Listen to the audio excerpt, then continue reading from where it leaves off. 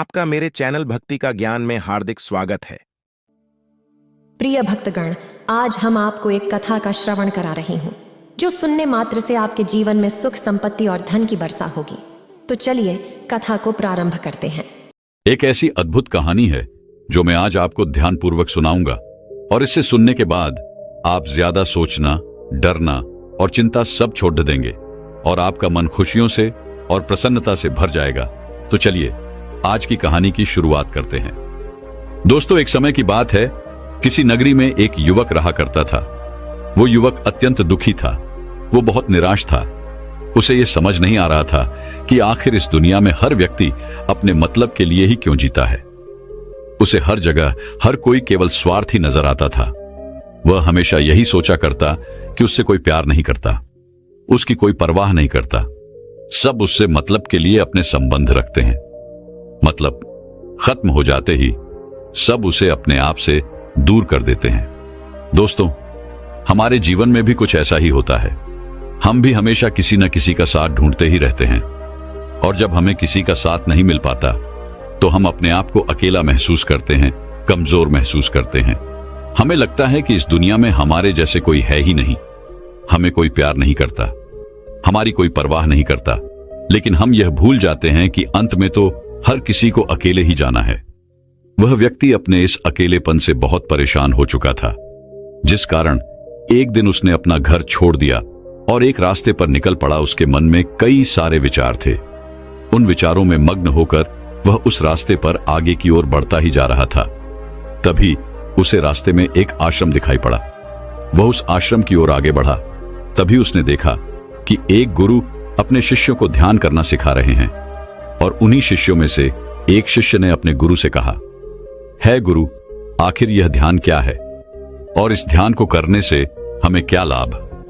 तभी वह गुरु अपने उस शिष्य के इस सवाल का जवाब देते हुए कहते हैं, पुत्र, ध्यान ही सच है और ध्यान हमें अकेला कर देता है। हम जितने ज्यादा अकेले होते जाते हैं उतना ही हम ध्यान में उतरते चले जाते हैं, और यही अकेलापन तुम्हें सत्य के मार्ग पर ले जाता है, तुम्हें सत्य की प्राप्ति करवाता है।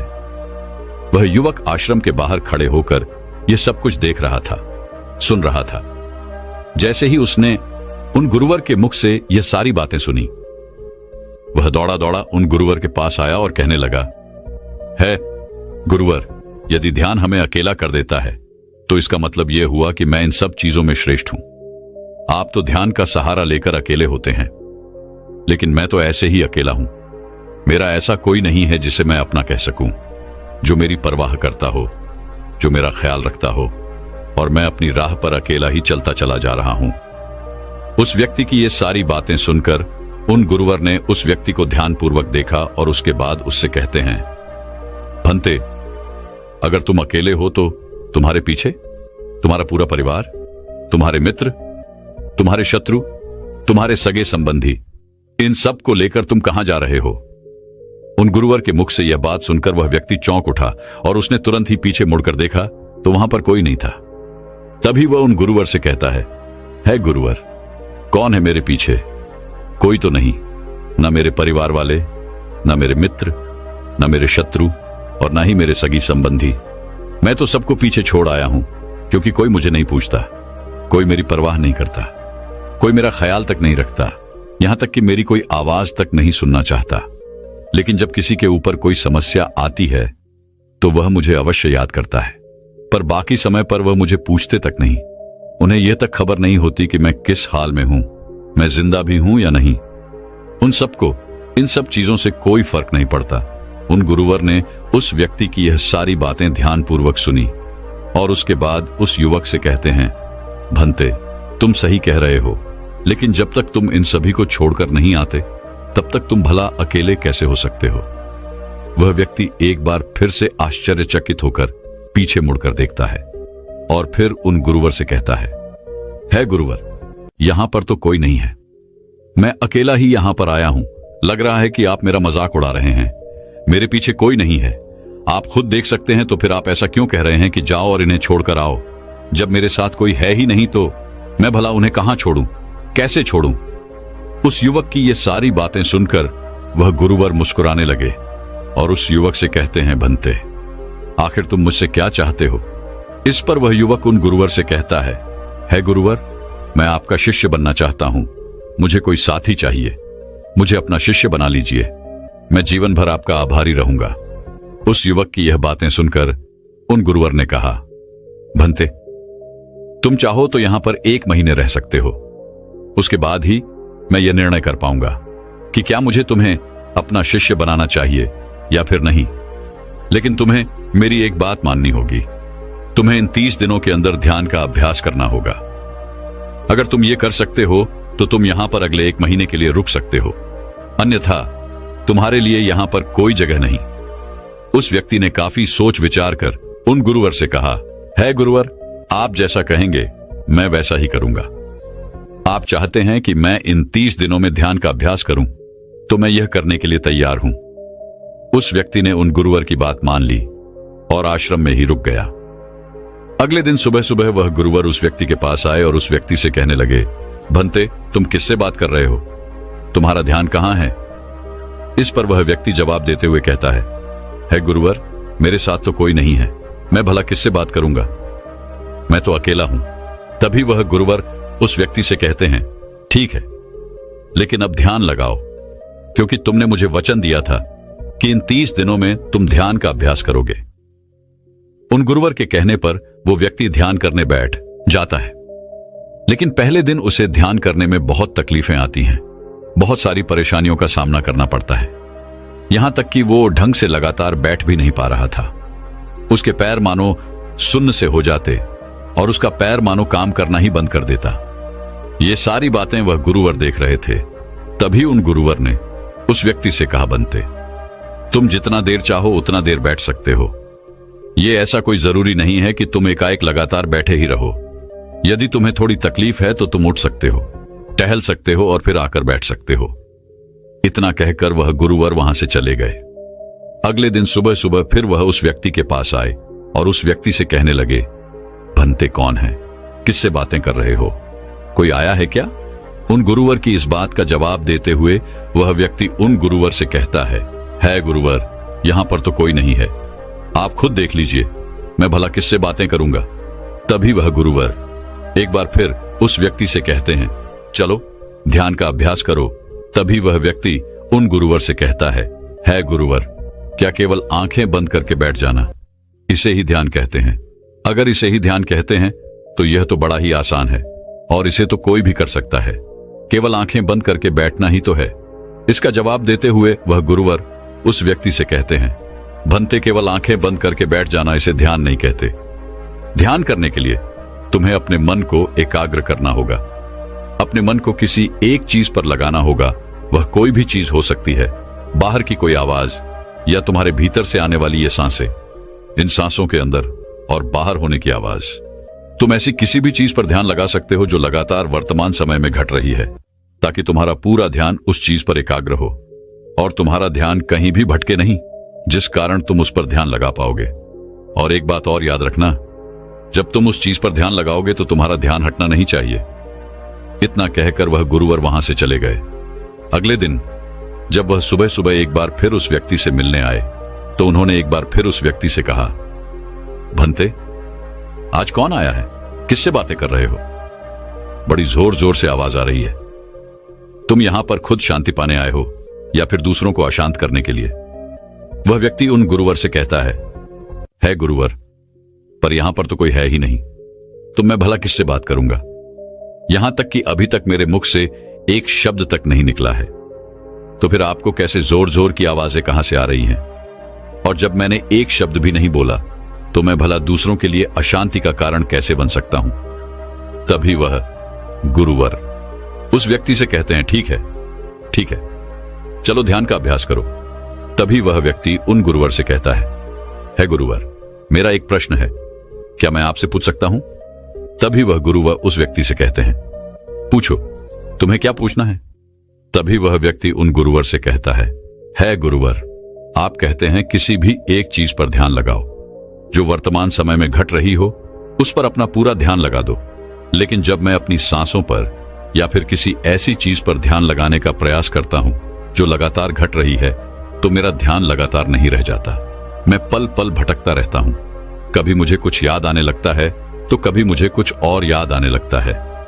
वो पुरानी चीजें, वो पुरानी यादें मेरा पीछा नहीं छोड़ती। आपके कल यहां से चले जाने के बाद मैंने ध्यान करने के लिए बहुत प्रयास किया, लेकिन वह पुरानी यादें बार बार मुझे याद आ रही थी, जिस कारण मैं एक चीज पर ध्यान लगा ही नहीं सका। तो अब मुझे क्या करना चाहिए? उस व्यक्ति की यह सारी बातें सुनकर वह गुरु मुस्कुराने लगे और वहां से चले गए।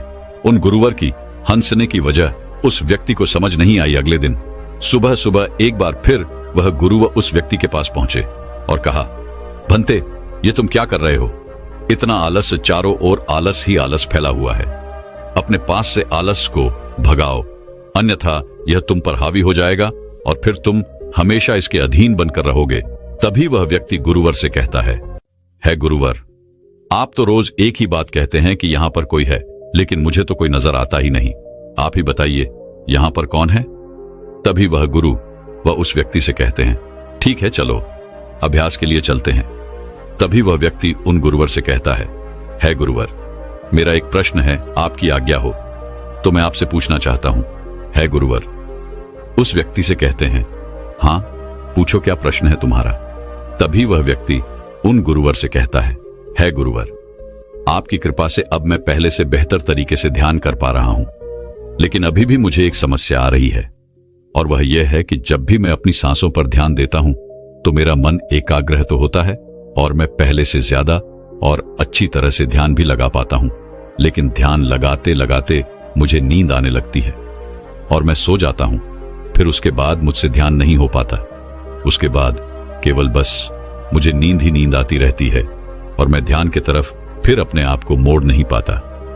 उस व्यक्ति की यह बात सुनकर वह गुरुवर उस व्यक्ति से कहते हैं, यह तो अच्छी बात है। इतना कहकर वह वहां से चले जाते हैं। 5वें दिन जब सुबह सुबह वह गुरुवर उस व्यक्ति के पास पहुंचते हैं तो वे कहते हैं, भंते, तुमने इतने लोगों को क्यों बुला रखा है? इतने सारे लोग तुम्हें ध्यान नहीं करने देंगे। तुमने इतने सारे लोगों को क्यों बुलाया है? इन्हें यहां से जल्दी भेजो। मुझे ये बिल्कुल नहीं पसंद। तुम तो यहां पर अकेले आए थे जैसा कि तुमने कहा, तो फिर इतने सारे लोगों को तुमने आज क्यों बुला रखा है? इन्हें अभी के अभी वापस छोड़कर आओ। तभी वह व्यक्ति उन गुरुवर के बारे में मन ही मन यह सोचता है कि लगता है गुरुवर पागल हो चुके हैं। जब भी रोज आते हैं तो हमेशा एक ही बात कहते हैं कि यहां पर कोई है, लेकिन मुझे तो कोई नजर ही नहीं आता। बड़ी विनम्रता से उन गुरुवर से कहा, है गुरुवर, शायद आपकी आंखें जो देख पा रही हैं वह मैं नहीं देख पा रहा हूं। मुझे तो यहां पर कोई नजर नहीं आता, फिर आपको कैसे? यहां पर लोग ही लोग नजर आ रहे हैं। फिर गुरुवर उस व्यक्ति से कहते हैं, अच्छा ठीक है, चलो अब ध्यान का अभ्यास करते हैं। तभी वह व्यक्ति उन गुरुवर से कहता है गुरुवर, मुझे ध्यान के वक्त नींद आती थी। जैसा कि मैंने आपको बताया था, उस पर तो मैंने नियंत्रण पा लिया, लेकिन अब जब भी मैं ध्यान करने बैठता हूं, किसी एक चीज पर अपना ध्यान केंद्रित करता हूं, तो मेरे मन में विचारों का सैलाब होता है, मानो विचारों की बाढ़ सी आ जाती है।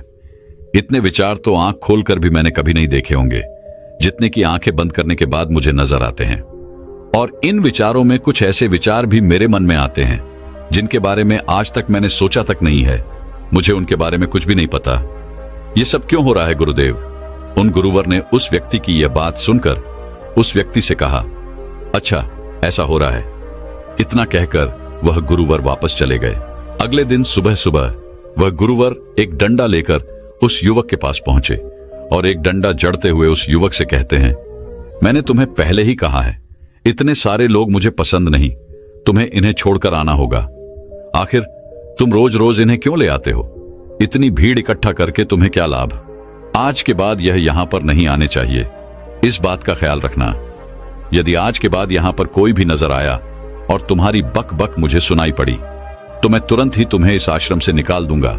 तभी वह व्यक्ति बड़ी विनम्रता से उन गुरुवर से कहता है गुरुर, मुझे तो यह समझ नहीं आता कि मुझे कोई नजर ही नहीं आता, लेकिन आप रोज एक ही बात कहते हैं कि यहां पर मैंने भीड़ इकट्ठी कर रखी है। जिन लोगों को भी मैंने लाया है उन्हें मुझे छोड़कर आना होगा, लेकिन मैं आपसे हर रोज एक ही बात कहता हूं कि मुझे कोई नहीं नजर आता, ना ही मुझे कोई यहां पर दिखाई पड़ता है और ना ही मैं अपने मुख से एक शब्द भी निकालता हूं, लेकिन फिर भी आप कहते हैं कि आपको लोगों की आवाजें सुनाई पड़ रही हैं। तभी वह गुरुवर उस व्यक्ति की इस बात का जवाब देते हुए कहते हैं, क्या तुम्हारे मित्र, तुम्हारे परिवार वाले, तुम्हारे सगे संबंधी, तुम्हारे शत्रु, तुम्हारी इच्छाएं, तुम्हारी वासनाएं, ये सब क्या तुमसे मिलने नहीं आते? वह व्यक्ति उन गुरुवर से कहता है, नहीं गुरुदेव, मुझसे कोई मिलने नहीं आता। मैं तो यहां पर अकेला ही आया था और अभी भी मैं अकेला ही हूं, मेरा कोई नहीं। तभी वह गुरु व क्रोधित होकर उस झंडे से उस व्यक्ति पर एक और प्रहार करते हैं और कहते हैं, अभी बैठो, अभी ध्यान लगाओ, और यदि तुम्हारे ध्यान में कोई भी आता है तो मुझे बताओ। वह व्यक्ति उन गुरुवर की बात मान लेता है और तुरंत ही ध्यान करने बैठ जाता है। कुछ देर तक तो वह काफी शांत रहता है, लेकिन कुछ देर बाद ही वह उन गुरुवर से कहता है गुरुदेव, मेरा भाई मुझसे मिलने आया है, साथ में मेरे पिताजी भी हैं। दोनों बहुत दुखी हैं क्योंकि मैं उन्हें छोड़कर यहां जो चला आया हूं। मेरे भाई की तबीयत भी कुछ ठीक नहीं लग रही। वह मुझे बुला रहे हैं। मेरे बड़े भाई की पत्नी अर्थात मेरे भाभी मेरे बड़े भाई के साथ अच्छा व्यवहार नहीं कर रही, और तो और मेरी प्रेमिका भी आई हुई है। वह मुझसे पूछ रही है कि क्या तुम मुझसे शादी करोगे या फिर मैं किसी और से शादी कर लूं। वह भी बहुत दुखी नजर आ रही है। और इतना ही नहीं, मेरे कुछ मित्र भी पीछे खड़े हैं जिनसे मैंने कुछ कर्ज लिए थे। आज वो मुझसे अपना कर्जा मांगने आए हैं, मुझे धोखेबाज कह रहे हैं, मुझे अपशब्द बोल रहे हैं, और वो साथ में मेरे कुछ शत्रुओं को भी लाए हैं। लेकिन मेरे शत्रु मुझे मारना नहीं चाहते। वह तो यह कह रहे हैं कि तू तो पहले से ही मरा हुआ है, तुझे और क्या मारना। इतना कहकर वह व्यक्ति कुछ देर के लिए शांत हो गया, लेकिन उसी के बाद फिर कुछ देर बाद वह एक बार फिर से उन गुरुवर से कहने लगा है, गुरुवर, अब मेरे पास एक बहुत बड़ा घर है, इसे मैंने खरीद लिया है। मैं, मेरे पिता, मेरी माता, मेरा भाई, मेरी भाभी सभी इसमें बहुत मिलजुल के रह रहे हैं। हम बहुत खुश हैं। मैं अब अपने मित्रों से अत्यधिक अमीर हूं। मेरे पास बेशुमार धन दौलत है, और तो और मैंने अपनी प्रेमिका से शादी भी कर ली है और इसका जश्न मना रहे हैं। इतना कहकर वह व्यक्ति एक बार फिर शांत हो गया और फिर कुछ देर बाद और फिर एक बार उन गुरुवर से कहता है गुरुवर, मुझे कोई मारने का प्रयास कर रहा है। लगातार वो मुझ पर प्रहार कर रहा है। मैं उसका चेहरा देखने का प्रयास कर रहा हूं, लेकिन मुझे उसका चेहरा नजर नहीं आ रहा। इतना कहते कहते वह उन गुरुवर से कहता है, गुरुदेव, ये तो आप हैं जो मुझे मार रहे हैं और यह भी कह रहे हैं कि इतनी भीड़ को लेकर क्यों आए हो और इन्हें लेकर कहां जा रहे हो। मेरे साथ तुम्हें अकेले ही चलना होगा। इतना कहकर वह व्यक्ति ध्यान से उठ गया और उनको रुके चरणों में गिर पड़ा और उनसे कहने लगा, है गुरुदेव, आप सही थे। आप जो हमेशा कहते थे कि इस भीड़ को लेकर मैं कहां जा रहा हूं, आप हमेशा यही कहते थे कि इन सबको छोड़कर आओ, लेकिन मुझे कोई नजर नहीं आता था। लेकिन आज मैंने उन सबको देख लिया जिन्हें मैं अपने साथ लेकर आया था, जिन्हें मैं अपने साथ लेकर घूम रहा था। हर कोई मेरे साथ ही है, मेरे पास है। लेकिन मैं यह सोच रहा था कि आखिर मैं इतना बेचैन क्यों हूं और मेरी बेचैनी की वजह क्या है। उस व्यक्ति की यह सारी बातें उन गुरुवर ने ध्यानपूर्वक सुनी और उसके बाद वो वहां से चुपचाप उठकर चले गए। उसके बाद से वो गुरुवर उसके पास कभी नहीं आए। लेकिन वह व्यक्ति हर रोज ध्यान का अभ्यास कर रहा था और पूरे 1 महीने बाद जब वह उन गुरुवर के पास पहुंचा तो उन गुरुवर से कहने लगा है, गुरुवर, जैसा कि आप कहते थे कि मैं हमेशा अपनी भीड़ को अपने साथ लेकर घूमता हूं, तो आज मैंने उस भीड़ को विदा कर दिया है और अब मैं बिल्कुल अकेला हूं। मेरे साथ कोई नहीं, मेरे साथ आप भी नहीं है, यहां तक कि मैं खुद अपने साथ नहीं हूं।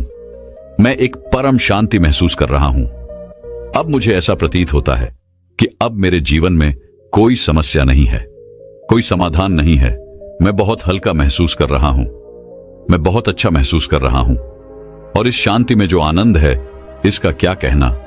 तभी वह गुरुवर उस व्यक्ति से कहते हैं, भंते, अगर तुम चाहो तो इस अकेलेपन को लेकर तुम अपनी दुनिया में वापस जा सकते हो। अव्याधि, तुम उस संसार में वापस भी लौट जाओ। भले ही लोग तुम्हारे आसपास क्यों न रहे, भले ही पूरी भीड़ तुम्हारे साथ क्यों न रहे, लेकिन फिर भी तुम अकेले ही रहोगे। फिर चाहे वह तुम्हारे रिश्तेदार हो, सगे संबंधी हो, परिवार वाले हो, तुम्हारे मित्र, तुम्हारे शत्रु, तुम्हारी भावनाएं या फिर तुम्हारी प्रेमिका, इन सब के साथ रहकर भी तुम पूर्ण रूप से अकेले ही रहोगे। और इतना ही नहीं, तुम्हारे जीवन में जब भी कोई बुरी परिस्थितियां आएंगी तब भी तुम बिल्कुल अकेले और शांत रहोगे। और तुम हर परिस्थितियों का समाधान निकालने में भी अब पूरी तरह सक्षम हो चुके हो। और यदि अब तुम चाहो तो मैं तुम्हें अपना शिष्य बना सकता हूं, क्योंकि हो सकता है तुम्हें यह लग रहा हो कि यह 30 दिन तो पूरे खत्म हो चुके, लेकिन ध्यान का मार्ग अभी शुरू हुआ है। और याद रहे कि अभी तो बहुत कुछ सीखना है, जानना है, लेकिन कुछ रखना नहीं है। यह मार्ग अभी शुरू हो रहा है और यह मार्ग अति लंबा है, और इस मार्ग की शुरुआत शांति से ही होती है। तभी वह व्यक्ति उन गुरुवर को प्रणाम करता है और उनसे कहता है, हे गुरुवर, मैं अपने घर वापस लौटना चाहता हूं, अपने उस संसार में वापस जाना चाहता हूं, ताकि मैं अपनी जिम्मेदारियों को निभा सकूं और साथ ही साथ इस मार्ग पर भी आगे बढ़ सकूं। यदि आपकी आज्ञा हो। इतना कहकर वह व्यक्ति शांत हो गया। तभी वह गुरु मुस्कुराने लगे और उस व्यक्ति से कहते हैं, भंते मन शांत हो तो सब हो सकता है। तुम संसार में रहकर भी अकेले रह सकते हो, लेकिन एक बात याद रखना कि हमें सीखना बहुत कुछ है, जानना बहुत कुछ है, लेकिन रखना कुछ भी नहीं। अब तुम जा सकते हो, तुम्हारा कल्याण हो। तो दर्शकों, चलिए अब ज्यादा सोचने के ऊपर अगली कहानी की शुरुआत करते हैं। संपूर्ण मानव जाति एक दौड़ में लगी हुई है, एक ऐसी दौड़ जो कभी पूरी नहीं होती, जो उसके जन्म के साथ शुरू होती है और मरने तक उसका पीछा नहीं छोड़ती। लेकिन क्या कभी आपने ध्यान दिया है कि यह दौड़ किस चीज की है? जरा ठहरकर खुद से पूछिए कि आप किसके पीछे दौड़ रहे हैं, और वास्तव में क्या यह दौड़ कभी पूरी हो सकती है? जिन भौतिक सुख सुविधाओं को इकट्ठे करने में इंसान लगा रहता है, क्या वास्तव में वो भौतिक सुख सुविधाएं उसे शांति या फिर आनंद प्रदान कर सकती है? सिकंदर ने मरने से पहले अपने सभी मंत्रियों को कहा था कि जब मेरी अर्थी उठाई जाए तो मेरा शरीर ढका हुआ नहीं होना चाहिए, मेरी हथेलियां खुली होनी चाहिए, ताकि सारी दुनिया यह देख सके कि जो सिकंदर पूरी दुनिया को जीत सकता था, वो भी अपने साथ कुछ नहीं ले जा सका। उसके हाथ खाली के खाली रह गए। लेकिन जीवन की बागडोर ऐसी होती है कि उसे कभी ठहरने का वक्त ही नहीं मिलता। कभी वह सोच विचार ही नहीं करता कि जीवन का सबसे बड़ा सुख क्या है और इसके विपरीत जीवन का सबसे बड़ा दुख क्या है। सुख सुविधाएं तो बहुत लोग इकट्ठा कर लेते हैं, लेकिन सही मायने में उसका भोग कितने लोग कर पाते हैं? वही भौतिक वस्तुएं जो उसने अपने आनंद, अपनी शांति के लिए संग्रहित की थी, वही सुख सुविधाएं उसके दुख का कारण बन जाती हैं। जब पैसा नहीं कमाया था तो पैसा ना होने का दुख था, और जब पैसा कमा लिया तो वही पैसा उसके बच्चों के लिए या उसके लिए झगड़े का कारण बन जाता है। तो फिर कैसे सुख सुविधाएं, किन चीजों के पीछे आप भाग रहे हो? आज की जो कहानी मैं आप लोगों को सुनाने वाला हूं, उसमें आपको जीवन का सबसे बड़ा दुख और सबसे बड़ा सुख पता चलेगा। इससे पहले कि आप इस कहानी में खो जाएं, इस चैनल को सब्सक्राइब जरूर कर लें। तो चलिए कहानी शुरू करते हैं। अपनी गरीबी के दिन याद करके सेठ धनानंद की आंखों में आंसू आ गए। आज उसने जीवन में सब कुछ हासिल कर लिया था। सारी सुख सुविधाएं उसके पास थी। घर में नौकर चाकर थे, हजारों लोग उसके नीचे काम करते थे, जो उसकी एक आवाज पर उसके पास खड़े होते थे। लेकिन फिर भी आज सब कुछ हासिल कर लेने के बाद भी वो दुनिया में अपने आप को सबसे गरीब आदमी समझ रहा था। आखिरकार अपनी गरीबी के दिन याद करके उसकी आंखों में आंसू आ गए। उसके पास कुछ नहीं था, लेकिन तब भी वो प्रसन्न रहता था। लेकिन आज सब कुछ होने के बाद भी वो प्रसन्न नहीं था। और दुनिया में वही आदमी सबसे गरीब होता है जो सब कुछ होते हुए भी अकेला महसूस करता है। उसे एहसास होने लगा था कि धन संपदा या भौतिक सुख सुविधाएं उसके मन की पूर्ति नहीं कर सकती। लेकिन अब तो बहुत देर हो चुकी थी। उसका पूरा जीवन बीत चुका था। अब पूरे जीवन की कमाई उसे व्यर्थ लगने लगी। उसे लगने लगा कि उसने जो कुछ कमाया वो सब यूं ही था, व्यर्थ था। ये एहसास उसे जीवन में पहले कभी नहीं हुआ था। काश उसे ये एहसास पहले हो गया होता तो वह ठहर जाता, रुककर चिंतन करता कि जो चीज वह इकट्ठी कर रहा है, क्या वास्तव में वह इकट्ठी करने लायक है? अगर उसे यह बात पहले पता चल गई होती तो वो अपने जीवन में सार्थकता खोजने की कोशिश करता। वो उस रहस्य के बारे में खोज करता जो उसके मन की पूर्ति करता, जो उसका अकेलापन दूर करता, जो उसके जीवन को संपूर्ण बना देता। उसने अपने दोनों बेटों को अपने पास बुलाया और उन्हें जीवन की सीख समझाने की कोशिश करने लगा। सेठ ने अपने बेटों से कहा कि बेटा, मेरे को तो जीवन में कोई बताने वाला नहीं था, सही रास्ता दिखाने वाला कोई था ही नहीं, इसलिए मैं उस रास्ते पर चलता रहा जिसका कोई अंत नहीं था। और आखिर में पहुंचकर मुझे महसूस हुआ कि जितना रास्ता मैं तय करके आया हूं उतना ही रास्ता बाकी और है। शायद मैं गलत रास्ते पर निकल पड़ा था और अब इतना समय नहीं बचा कि मैं नए रास्ते पर फिर से नया सफर शुरू करूं। उसने अपने दोनों बेटों से कहा कि बेटा, पता है दुनिया में सबसे बदनसीब आदमी कौन होता है? वो जिसके पास सब कुछ होते हुए भी कुछ नहीं होता, जो अपने आप को सब कुछ होते हुए भी अकेला महसूस करता है। भला इससे बड़ा दुख, इससे बड़ी बदनसीबी और क्या हो सकती है? यह सुनकर उसके बड़े बेटे ने कहा कि पिताजी, सब कुछ तो आपके पास है, धन संपदा, पूरा परिवार, सारी खुशियां आपके पास है, लेकिन फिर भी आप अपने आप को बदनसीब क्यों समझते हैं? उसका बड़ा बेटा वह नहीं समझ पा रहा था जो उसके पिता उसे समझाने की कोशिश कर रहे थे। फिर भी उसने अपनी बात को समझाने की कोशिश करते हुए कहा, अभी तुम्हें लगता है कि जीवन में तुम्हारे पास सब कुछ है।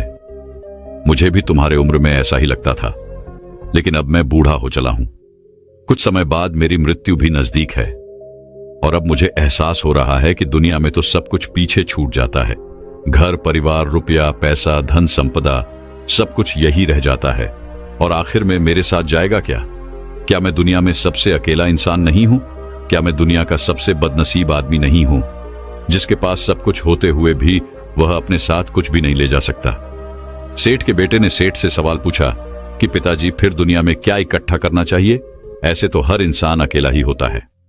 कौन इंसान इस दुनिया में भला ऐसा होता है जो अपने साथ इस दुनिया की सुख सुविधाएं या फिर अपना परिवार को साथ लेकर जाता है?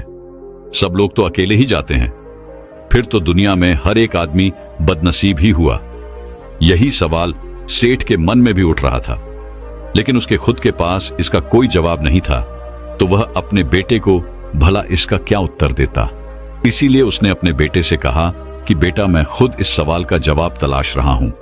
अगर एक आदमी के पास सब कुछ होते हुए भी वह अकेला है, उन भौतिक सुख सुविधाओं का वह भोग नहीं कर पा रहा है, तो वह सबसे बड़ा दुख हुआ।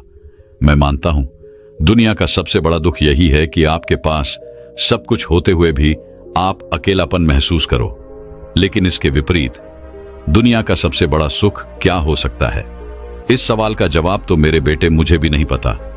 इसीलिए मैं यह चाहता हूं कि मेरे मरने से पहले जिस सवाल का जवाब मुझे नहीं मिला, वह जवाब तुम अपने जीवन में ढूंढो।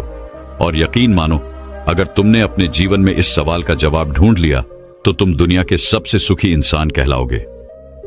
यह कहानी सुनाकर गुरु ने अपने शिष्यों से सवाल पूछा कि दुनिया में सबसे बड़ा सुख क्या होता है। सभी शिष्य ध्यानपूर्वक अपने गुरु की यह कहानी सुन रहे थे। संध्या का समय था। धीमी धीमी हवा चल रही थी, जिससे कि पेड़ की पत्तियां हिल रही थीं। आसमान में पक्षी सहचा रहे थे। सूर्य अस्त होने को आया था और सभी शिष्य अपने गुरु से इस सवाल का जवाब जानना चाहते थे। लेकिन इससे पहले ही गुरु ने अपने शिष्यों से सवाल पूछ लिया। इसका उत्तर देते हुए एक शिष्य ने कहा कि गुरुदेव, दुनिया में सबसे सुखी इंसान वही है जिसका शरीर सुखी है। अगर आपके शरीर में बीमारियां हैं तो आपके पास कितनी भी भौतिक सुख सुविधाएं हों, आपके लिए वो व्यर्थ है। और इसके विपरीत अगर आपका शरीर सुखी है, अगर आपका शरीर स्वस्थ है, तो चाहे आपके पास कुछ भी नहीं हो, लेकिन उसके बावजूद आप अपने जीवन में सुखी रहोगे। इसीलिए संसार का सबसे बड़ा धन हमारा शरीर होता है। यह सुनकर दूसरे शिष्य ने उसका विरोध करते हुए कहा कि गुरुदेव, दुनिया में बहुत से लोग ऐसे हैं जिनका शरीर एकदम स्वस्थ है, लेकिन बावजूद इसके वो अपने जीवन में सुखी नहीं है। मैं मानता हूं कि जीवन में सबसे ज्यादा सुखी वही इंसान है जिसका मन सुखी है। गुरु ने अपने इस शिष्य से सवाल किया कि अच्छा, ये बताओ कि मन को सुखी किस प्रकार किया जा सकता है। इसका जवाब देते हुए उस शिष्य ने कहा कि गुरुदेव, मन कभी भी संतुष्ट नहीं होता है। अगर हम किसी प्रकार मन को संतुष्ट करना सीख लें तो फिर हम किसी भी परिस्थिति में आनंद और शांति से रह सकते हैं।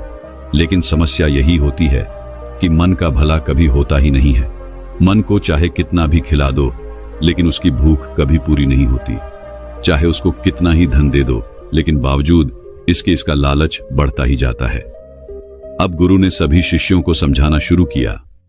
गुरु ने कहा कि अज्ञानतावश मनुष्य कभी यह समझ नहीं पाता कि उसका मन हमेशा से खाली था, लेकिन व्यर्थ की चिंताएं, व्यर्थ के लक्ष्य अपने जीवन में बनाकर उसने अपने मन को बांध लिया। जिस मन की प्रवृत्ति हमेशा खाली रहने की थी, उसने उस मन को कूड़े कचरे से भर लिया। इसीलिए वह मन जो बचपन में हमेशा खाली रहता था। हर चीज में, हर खेल में आनंद ढूंढ लेता था। अकेले में भी आनंद पूर्वक, शांति पूर्वक रहता था। अब वही मन सब कुछ मिल जाने के बाद भी हमेशा दुखी रहता है। लेकिन अगर इंसान सिर्फ वर्तमान में रहना सीख ले, सिर्फ इतना सा होश प्रकट कर ले कि उसे हमेशा वर्तमान में रहना है, ना तो भविष्य की कल्पनाओं में, ना अतीत की यादों में, सिर्फ वर्तमान में, सिर्फ इस एक सूत्र से वो अपने पूरे जीवन को बदल सकता है। वर्तमान में रहकर सभी सूक्ष्म सुविधाओं का भोग करना, पूर्ण होश के साथ, पूर्ण आनंद के साथ हर एक चीज का भोग करना, सिर्फ यही जीवन को सुखी बना सकता है। हम हर चीज को, हर काम को, हर रिश्ते को आधे अधूरे मन से निभाते हैं। जैसे कि खाना खाते समय हमारा दिमाग कहीं रहता है, हमारा शरीर कहीं रहता है, और इसीलिए जब शरीर और मन में दूरी पैदा होती है तो उससे तनाव पैदा होता है। अगर आपका शरीर और आपका मन और मस्तिष्क सभी एक जगह पर संगठित होना सीख लें, तो फिर आप अपने जीवन में उस शांति, उस आनंद का एहसास कर पाएंगे जो बड़े बड़े योगी पहाड़ों में तपस्या करके प्राप्त करते हैं। लेकिन इसके लिए जीवन में ज्ञान के प्रकाश का उदय होना बहुत आवश्यक है, क्योंकि अज्ञानता में आप अपने मन को कभी नहीं समझ पाएंगे। मन को समझना इस दुनिया का सबसे कठिन कार्य होता है। अगर आप अपने मन को जबरदस्ती वर्तमान में खींच कर लाने की कोशिश करेंगे तो आप बहुत जल्दी परेशान हो जाएंगे। ये कार्य बड़े धीरे धीरे, बड़ी निष्ठा और प्रेम के साथ किया जाता है, बड़े संयम के साथ किया जाता है। अगर आप इसको जबरदस्ती करने की कोशिश करेंगे तो आप तनाव में आ जाएंगे, आप बहुत जल्दी हार मान लेंगे। इसलिए कदम कदम पर आगे बढ़ा जाए तब मंजिल सामने ही है। और यह कहकर गुरु ने सभी शिष्यों से कहा कि अब हम ध्यान करेंगे। ध्यान करने से मनुष्य का मन, उसका मस्तिष्क वर्तमान में स्थापित होना सीख जाता है। धीरे धीरे प्रतिदिन ध्यान का अभ्यास करने से वह उस आनंद और शांति का अनुभव कर पाता है जो सांसारिक वस्तुओं में कहीं नहीं मिलता, जो किसी भौतिक सुख सुविधा में नहीं मिलता। और इसके बाद सभी शिष्य अपने गुरु के साथ ध्यान में लीन हो गए। दोस्तों, मैं उम्मीद करता हूं कि यह कहानी सुनने से आपके जीवन में अच्छे बदलाव आए होंगे। आपको इस वीडियो से क्या सीखने मिला, ये कमेंट करके जरूर बताएं और अपने परिवार, दोस्तों या आपके करीबी इंसान के साथ ये कहानी शेयर करके उन्हें भी इस ज्ञान से परिचित करवाएं।